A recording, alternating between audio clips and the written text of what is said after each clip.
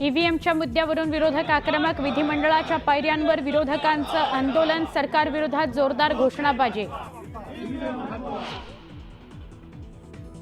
ईव्हीएमवर आरोप हा जनादेशाचा अवमान, विरोधकांनी ईव्हीएमला दोष देण्यापेक्षा आत्मचिंतन करायला हवं, चंद्रशेखर बावनकुळे यांचा सल्ला। मंत्रिपद न मिळाल्याने छगन भुजबळ नाराज असल्याची चर्चा, दादांचे निकटवर्तीय प्रमोद हिंदूराव यांनी भुजबळांची घेतली भेट, नाराजी दूर करण्याचा प्रयत्न। छगन भुजबळांच्या नाराजीवर राज्यसभेचा उतारा, राष्ट्रवादी काँग्रेसकडून भुजबळांना राज्यसभेवर पाठवण्याची तयारी। छगन भुजबळांना मंत्रिमंडळातून वगळण्यात जातीय राजकारण, तर राजकारणात ज्याला त्याला कर्माची फळे मिळतात हे महाराष्ट्र बघतोय, संजय राऊतांची भुजबळांवर जहरी टीका।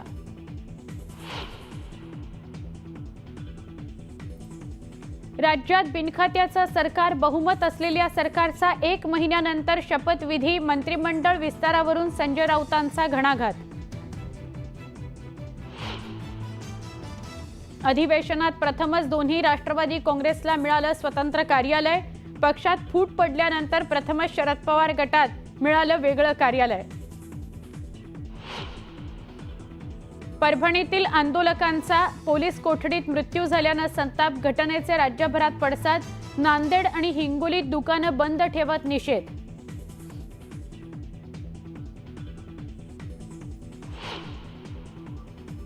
नमस्कार, मी सुवर्णा, बुलेटिनमध्ये स्वागत। सुरुवात एका मोठ्या बातमीने करूयात। स्थानिक स्वराज्य संस्था निवडणुका पुढे ढकलण्यासंदर्भात प्रस्ताव विधानसभेमध्ये संमत झालेला आहे। या विधेयकावर दोन्ही सभागृहात चर्चा होईल।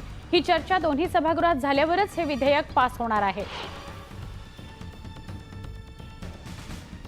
स्थानिक स्वराज्य संस्थांच्या निवडणुका पुढे ढकलण्यासंदर्भातला प्रस्ताव आपण अधिक जाणून घेऊया आमचे प्रतिनिधी उदय जाधव यांच्याकडून। उदय, काय सांगाल? असं चर्चा तर होत होती की बाबा 1-2 महिन्यांमध्ये स्थानिक स्वराज्य संस्थांच्या निवडणुका होतील महाराष्ट्रात, पण आता या प्रस्तावासंदर्भात काय माहिती? विधानसभाच्या पटलावरती स्थानिक स्वराज्य संस्थांच्या ज्या निवडणुका होत्या, अनेक निवडणुका ज्या आहेत ह्या प्रलंबित निवडणुका आहेत आणि प्रलंबित निवडणुका आता विधानसभा निवडणुका पार पडल्यानंतर घेण्यात येईल असं सांगण्यात येतं। मात्र त्या पुढे ढकलण्यात आल्याचं माहिती मिळते। पुढे ढकलण्याचा जो प्रस्ताव आहे तो विधानसभेत आता मंजूर झालेला आहे आणि त्यानंतर हे विधेयक जे आहे ते आता दोन्ही सभागृहात मांडलं जाणार आहे। दोन्ही सभागृहात चर्चा होणार आहे आणि त्यानंतर या विधेयकावरती पास होण्याची मोहर जी आहे ती उमटली जाणार आहे। मात्र या संदर्भात विरोधक जे आहेत ते आक्रमक होण्याची माहिती मिळते आहे, कारण प्रलंबित विधानसभा या प्रलंबितच्या स्थानिक स्वराज्य संस्थांच्या निवडणुका आहेत त्या लवकरात लवकर घेण्यात याव्या अशी मागणी विरोधक सातत्याने करण्यात येते। मात्र या निवडणुका पुढे ढकलण्यात येत असल्याची माहिती मिळते। नक्की, धन्यवाद माहिती दिल्याबद्दल।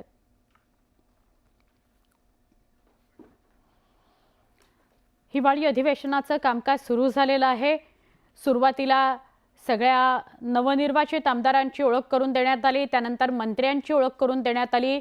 मुख्यमंत्री देवेंद्र फडणवीस यांनी आपल्या मंत्रिमंडळाची ओळख करून दिली आणि त्यानंतर प्रस्ताव मांडायला सुरुवात झाली। आता 25:50 बातम्या। बीड आणि परभणीतील घटना गंभीर असून यावर सविस्तर चर्चेकरता सरकार तयार असल्याचं मुख्यमंत्री देवेंद्र फडणवीस म्हणाले। अध्यक्षांनी चर्चेकरता उद्याचा दिवस द्यावा अशी मागणी देवेंद्र फडणवीसांनी दिली।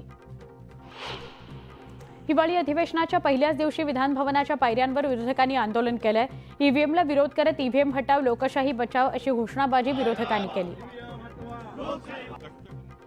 ईव्हीएमवर आरोप हा जनादेशाचा अपमान आणि जनादेशाचा अपमान म्हणजे संविधानाचा अपमान अशी टीका चंद्रशेखर बावनकुळेंनी केली।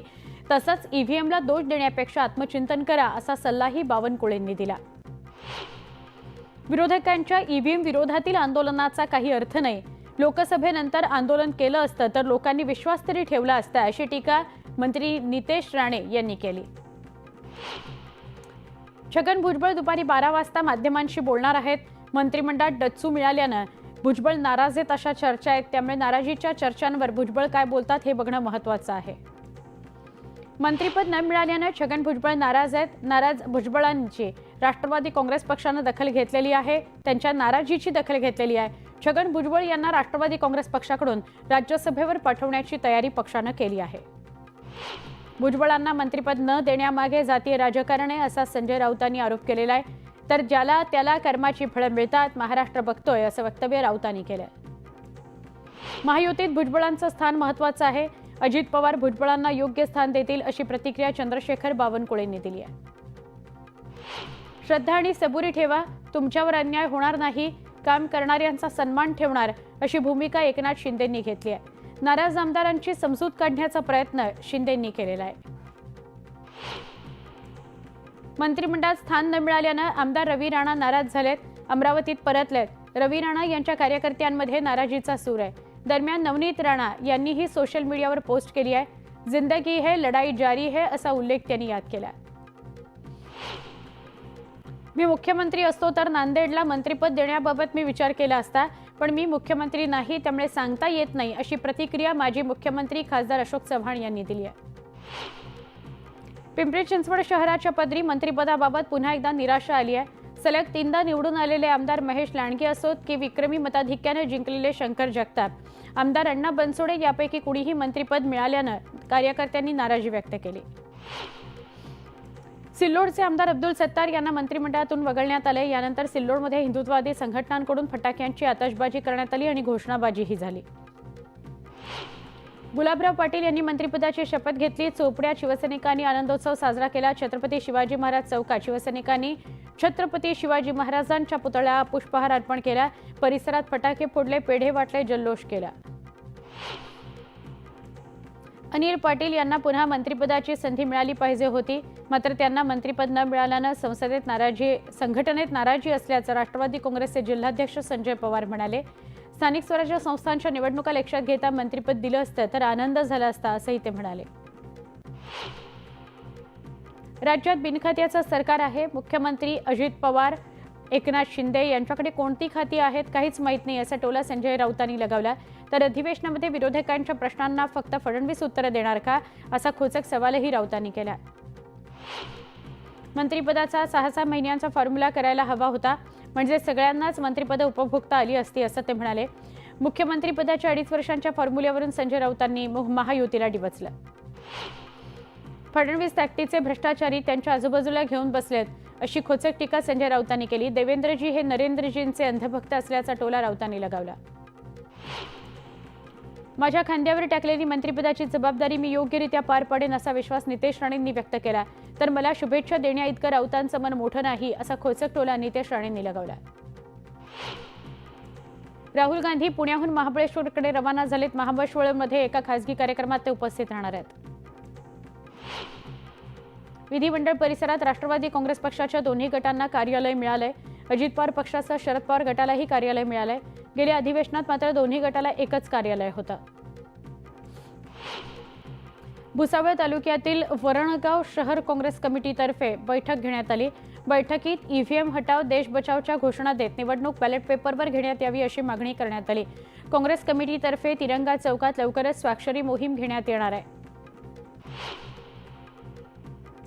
देवेंद्र फडणवीस यांच्याकडून मला अपेक्षा आहे. फडणवीसांनी बीड आणि परभणीच्या घटनांमध्ये लक्ष घालावं अशी मागणी खासदार सुप्रिया सुळे यांनी केली. परभणीमध्ये झालेल्या घटनेत पोलीस कस्टडीमध्ये असलेल्या सोमनाथ सूर्यवंशी या तरुणाचा मृत्यू झालाय. हा मृत्यू पोलिसांच्या मारहाणीमुळेच झाला असल्याचा आरोप आंबेडकरी समाजाच्या कार्यकर्त्यांचा आहे. शवविच्छेदन आणि इतर चाचण्या या ऑन कॅमेरा आणि परिवारासमोर व्हाव्यात यासाठी आंबेडकरी समाज आक्रमक झालेला आहे. परभणीतील घटनेत मृत्यू झालेल्या सोमनाथ सूर्यवंशी तरुणाच्या मृतदेहाचं शवविच्छेदन करण्यात आलं. मुलाच्या मृत्यूनं सोमनाथ सूर्यवंशी याच्या आईनं घाटी रुग्णालयात टाहो फोडला. परभणीतील दगडफेक प्रकरणातील आंदोलकाचा पोलीस कोठडीत मृत्यू झाला. यामुळे आता वातावरण तापलंय. या पार्श्वभूमीवर आज परभणी बंदची हाक देण्यात आली आहे. हिंगोलीच्या वसमत शहरात रिपब्लिकन सेनेच्या आवाहनानंतर बाजारपेठ बंद ठेवण्यात आली. परभणीतील युवकाचा कोठडीत मृत्यू झाल्याच्या निषेधार्थ वसमतमध्ये बंद पुकारण्यात आला. परभणीतील घटनेच्या निषेधार्थ आज नांदेडमध्ये बंदची हाक देण्यात आली. बाजारपेठ बंद ठेवत व्यापाऱ्यांनी बंदला पाठिंबा दिलाय, तर परभणीकडे जाणाऱ्या एसटी फेऱ्याही रद्द करण्यात आल्या. महत्त्वाची बातमी आहे. प्राचीन स्मारक आणि अवशेषांसंदर्भात विधेयक मांडलं गेलंय. गडकिल्ल्यांवर दारू पिणाऱ्यांना कायदेशीर शिक्षा झाली पाहिजे असं या विधेयकात नमूद आहे. आता 1 लाख रुपये दंड आणि शिक्षेची तरतूद असणार आहे. या विधेयकामध्ये महत्त्वाची बाब आहे, जे गडकिल्ल्यांवर जातात, इतिहासाची साक्ष असलेल्या स्थळांवर जातात आणि तिथे जाऊन दारू पितात, बाटल्या तिथेच फेकून देतात, अत्यंत घाण आणि अस्वच्छ वातावरण करतात।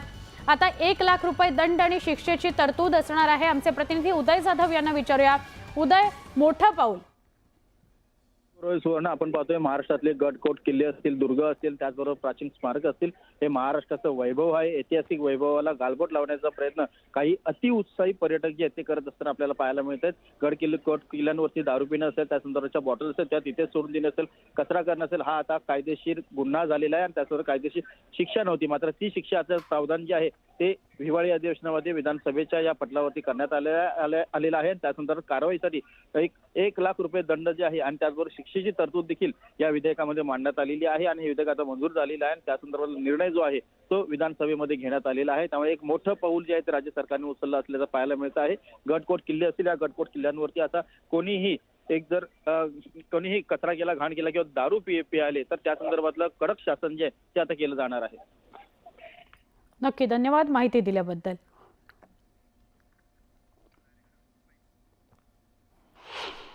विधानसभा निवडणुकीत मतदानाकरता संध्याकाळी 6 वाजता रांगेत उभ्या असलेल्या सगळ्या लोकांना किती टोकन वितरित केली गेली याची बूथनिहाय माहिती वंचित बहुजन आघाडीने निवडणूक अधिकाऱ्यांकडे मागितली होती। मात्र संबंधित माहिती पाकिटात बंद करून सुरक्षा जमा केली आहे, त्यामुळे ती देणं शक्य नाही असं स्पष्ट करत निवडणूक अधिकाऱ्यांनी माहिती द्यायला असमर्थता दर्शवलेली आहे।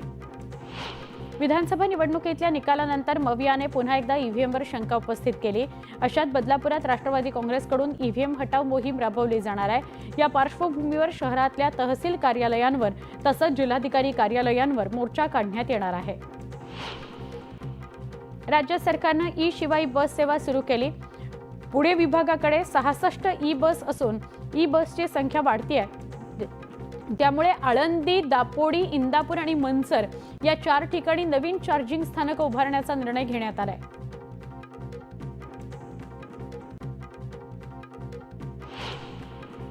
वांद्रे-वरळी सागरी सेतूच्या विस्तार वर्सोव्यापर्यंत करण्याकरता वांद्रे-वर्सोवा सागरी सेतू प्रकल्प हाती घेण्यात आलाय।